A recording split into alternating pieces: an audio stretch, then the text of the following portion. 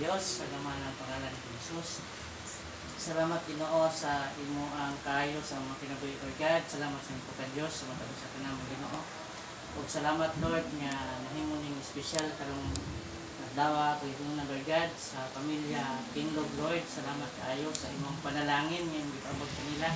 Una Lord God, ang panalangin ug gracias kinabuhi Lord ni Dodo Lord God kadisuot sa anyos Ginoo Dios. Salamat Lord sa iyang kinabuhi nga imong tugangan pa o Dios kung mong giila nga ikaw mo'y tag-iya sa kinabuhi Lord God. Salamat nga sulod sa 18 katuig o Diyos, ikaw padayon ng matinaganan kaniya o Diyos, padayon kang protektar kaniya o naghatag sa tanang grasya panalangin sa kinabuhi o Diyos. Salamat tayo. Magbisan pa Lord God sa iyahausab na suon Lord nga imong tugukan, panalaningan, pinagi sa pagpasagi noo sa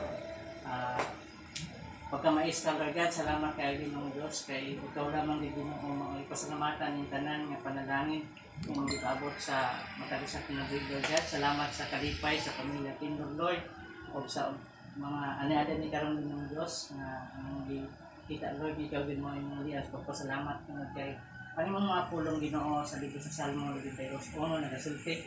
It is a good thing to give thanks unto the Lord. Salamat kayo Ginoong Diyos na ang matagisa rin ng labi ng pamilya Kinlog Lord God. Ay na din pagpasalamat at kanimo, recognize na kiniginong gracias kinabuhi, kiniginong panalangin sa pagpasagi ng Diyos.